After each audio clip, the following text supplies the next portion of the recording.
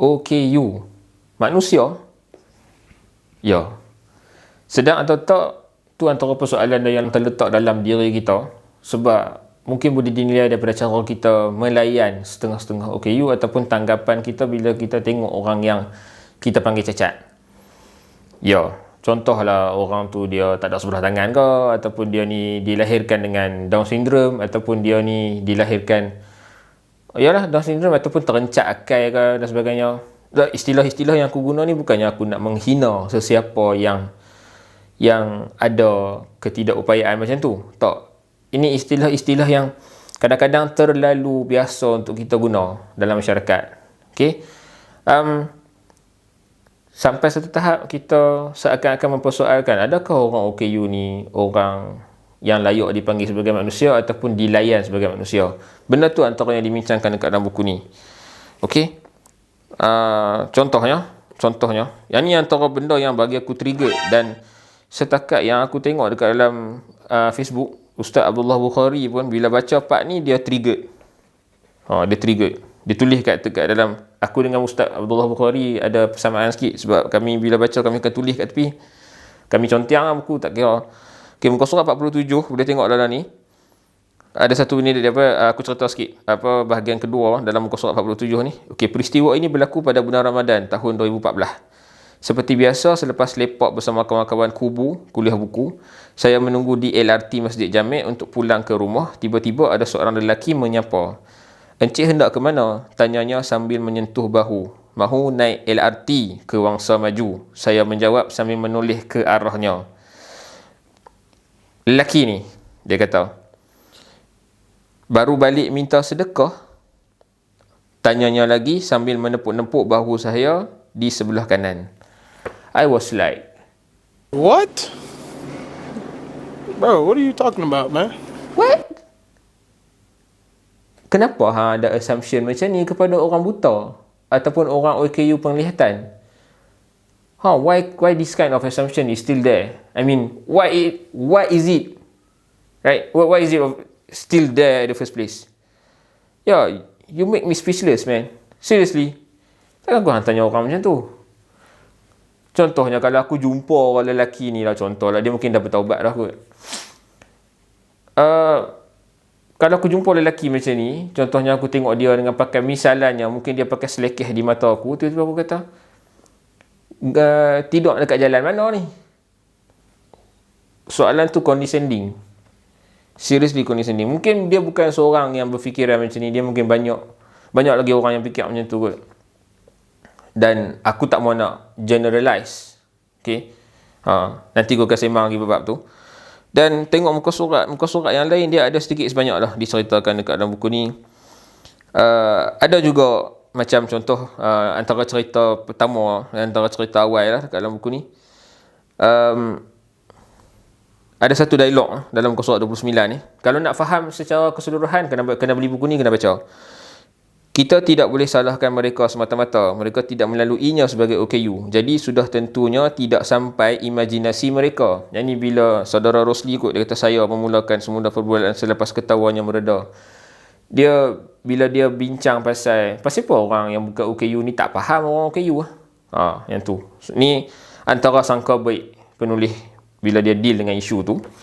Dan kita tengok muka surat 71 diceritakan antara benda pantang jangan buat dekat orang OKU penglihatan adalah, dia butang ni, dia kata, "Saya tidak menafikan niat baik mana-mana individu yang mahu membantu OKU penglihatan melintas jalan.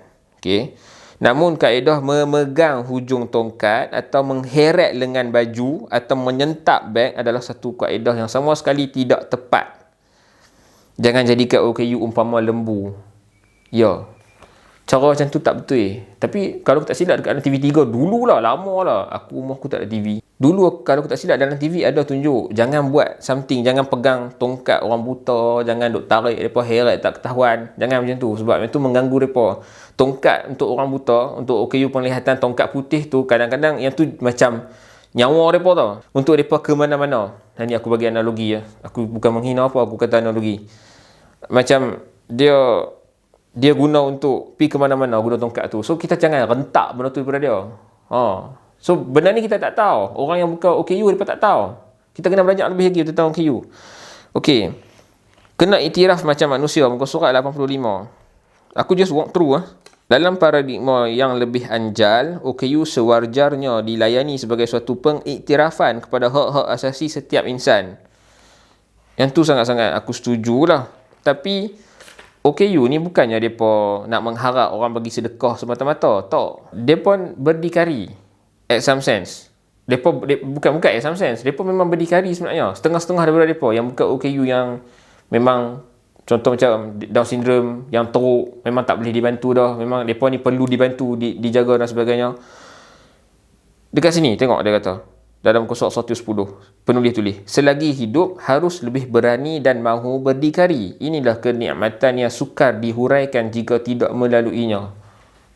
Mereka untuk orang-orang OKU ni, kita layan mereka sebagai manusia dan mereka juga perlu diberi hak untuk hidup macam manusia lain, berusaha macam manusia lain. Mereka nak berdikari. Mereka bukannya nak tadah tangan minta kita semata-mata. Tak, walaupun aku tak nafikan bantuan kewangan kadang-kadang tu memang applicable, memang patut bagi. Tapi bagilah mereka peluang pekerjaan juga. Disebut juga dekat dalam buku ni. Patutnya bagi juga peluang pekerjaan kepada mereka kan. Ataupun laksanakan polisi yang berbunga-bunga tu. Polisi kata kita nak libatkan orang OKU dekat dalam pekerjaan dan sebagainya. Cuma benda ni, statement ni bagi aku agak terlalu surface untuk aku. So kita kena bincang lagi. Contoh kalau macam majikan nak ambil orang OKU dalam syarikat dia, so kena fikir juga daripada side majikan tu. Kerajaan dah kena bagi duit kan. Okey hang dapat allowance lebih sebab hang ambil OKU sebagai pekerja hang misalnya. So macam kita boleh salurkan bantuan juga kepada majikan. Kena fikir juga benda tu kan. So masalah ekonomi ni dia berselirat, dan sebenarnya disebut tentang universal design tu pada muka surat 13, tentang design bangunan yang meraihkan orang OKU. Contoh dia kata, sebenarnya tanggapan ini tidaklah tepat. Hal ini kerana apabila sesebuah bangunan direka bentuk mengikut keperluan OKU, bangunan itu akan turut memberikan manfaat kepada semua lapisan masyarakat. Konsep reka bentuk sejagat universal design seperti laluan landai, lift bersuara serta pengumuman stesen LRT akan turut sama dinikmati oleh orang-orang yang tidak dikategorikan sebagai OKU. Okey. Cuma ada beberapa lah diletakkan harapan penulis lah. Harapan penulis pada muka surat 63, 179, 215, 224. Dan harapan tu aku baca satu. Muka surat 63 tu aku baca kat hampa. Nanti kalau hampa nak tahu hampa kena beli buku ni, kena baca. No? Okey. Semua lapisan masyarakat perlu mendidik diri sendiri agar lebih sensitif dengan kewujudan orang lain. Kesedaran dan kepedulian mereka sangat penting bagi mewujudkan suasana masyarakat yang menghindari diskriminasi. Semoga suatu masa nanti kita mampu mengecapi impian Malaysia sebagai sebuah negara yang mesra OKU. Ya, muka surat 260 kita tengok sikit. Penutup lah untuk video yang kedua ni. Penulis sendiri mengatakan isu OKU ni adalah rumit. Dia kata pensejagatan pengupayaan akan menjadi ilusi kerana spektrum kekurangupayaan individu dan ketidakupayaan sosial masyarakat bersifat rumit, rencam dan anjal. Secara disengajakan atau tidak disengajakan, perkara ini dapat menghasilkan keadaan penyisihan sosial kepada individu dan komuniti OKU. Memang isu yang rumit, kompleks, memerlukan fungsi semua orang, memerlukan semua orang untuk main peranan dalam isu ni. Tanpa kita nafikan betapa susahnya kita nak selesaikan benda ni atas macam-macam sebab. Okey. Layan OKU macam manusia. Upayakan mereka kat mana-mana yang mereka kurang ataupun tidak upaya. Dan kita bantu mereka. Jangan anggap mereka ni peminta sedekah. Kita bantu mereka sekadar yang kita mampu, sekadar yang kita boleh. Kewangan lah. Dari segi nak bagi kerja. Dan kerajaan kena letakkan, kena ada polisi yang terbaik untuk OKU, bukan sekadar celebrate hari OKU saja.